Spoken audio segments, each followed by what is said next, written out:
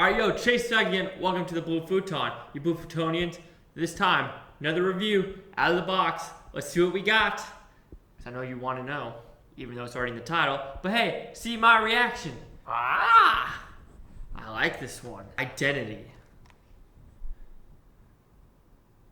I have seen this movie. This movie came out, I want to say, 2007. 2003. Might have been like 13 years since I've seen this. And I remember seeing it and I remember loving this movie. If I saw it the first time, I'd probably get a 4 out of 5 Blue Futons, 80%. But you know what? It's all about the future now. Let's see what Identity gets now in the future in 2017. So like I said, come back, let me know what you think. No, I'll let you know what I think.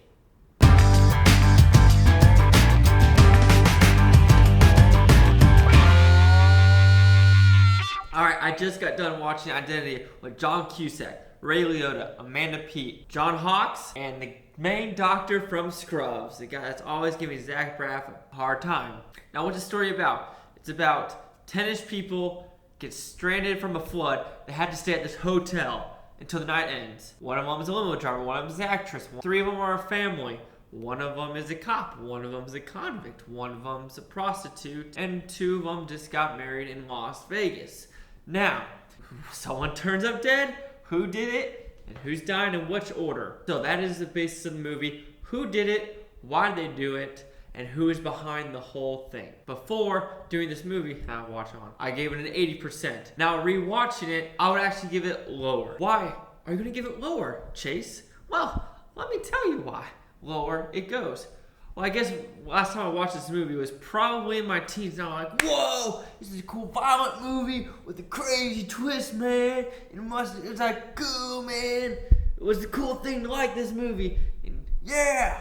But then rewatched it, you realize there's some flaws. Acting, you can't go wrong with any of these actors. They liked the parts, they knew what they were doing. They went great from beginning to end. Editing, I really like how he edited the shots. He had a couple good backdrops, good editing cuts to scenes.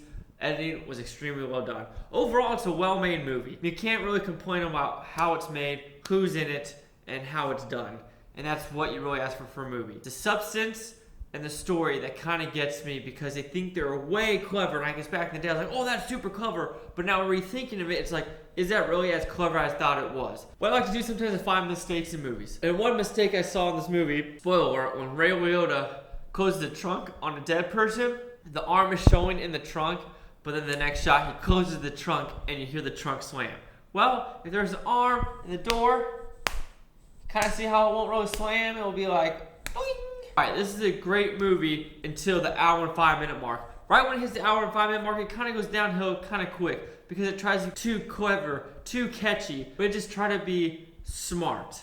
And it really wasn't smart with how they portrayed the people and what they were trying to do for the mind twist. All right, and there's also these weird flashbacks like, oh, why they were meeting each other at a different spot. Like, oh, why did a guy's tire get slashed or pop? Why is this guy stuck in the rain? How this person get hit by a car? And they had these flashbacks. Was it really needed for the story? No, because like I said, after the hour and 5 minute mark, they kind of say why they're there with matching birthdays and having the same states as their names. So were the flashbacks needed? I don't know. And of course, stories like to be kind of catchy, like the hotel room was a 6, and then it flips to a 9. It's like, oh, why does the 6 always go to a 9? Like, I mean, I doubt it's supposed to be a sexual joke, but is it supposed to be creepy when a 6 turns to a 9? I don't get it. I mean, what if the 9 goes to a 6? That's why I think there's kind of something in it, like, oh, that's catchy. But then again, it's like, the weird thing is when it turns, the music comes on, and you're like, that's not scary. Not really a thriller-ish vibe either. And there was a weird poem in this story where it's in the beginning. John Cusack says about the 10-minute spot and the very end. About, I saw a man on the stairs. I look again and he was there. I wish he wasn't there again. Wish he would go away or something like that. Which I guess, no, it doesn't make sense why he says that. Maybe I'm not smart enough to understand why he's saying this poem, but I don't get it. Does the story make sense? Yes, you have great acting, great editing, but does the actual story make sense? To me, not really. That is probably the biggest flaw, because like I said, they try to be clever, they try to be tricky, they try to have this mind twist at the end, and it really doesn't work because who the real killer is makes 0 sense of how he could have done what he's done. And then, okay, so the killer killed these people at the hotel room which intertwines with who killed 4 people at another hotel 4 years ago. And when they're showing crime scene photos, they're completely different killings of how it's done. But it just doesn't make sense. When the more you think about the story and how trickery they're supposed to be, it actually makes 0 sense on how everything actual concludes at the very end, on who the killer is, how it's happened, and why it's done. It doesn't really match when you actually think about it. That's all I'm going to say, because I don't really want to go into spoilers. But when if you watch it, you might be on my side. You might think, oh, it actually makes sense. To me, rewatching it, rethinking about it, it really doesn't on how the killer did it and why. So overall identity, great editing, great actual atmosphere, great acting, well directed.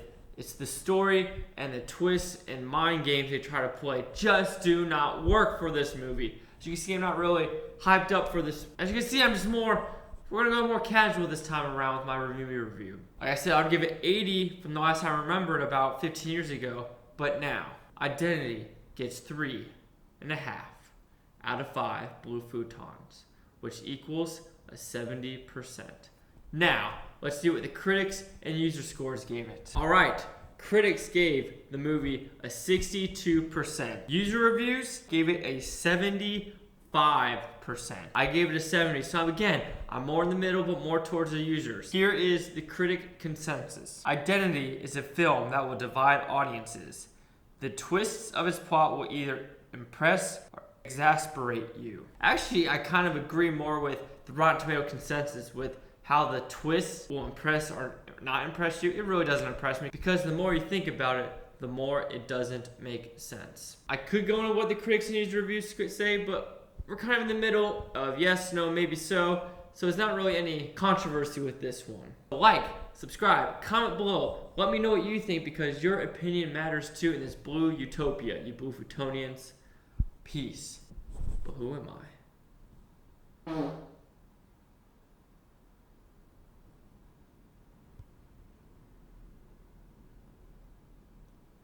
That wasn't the silent killer. I know McGinley's behind here, right?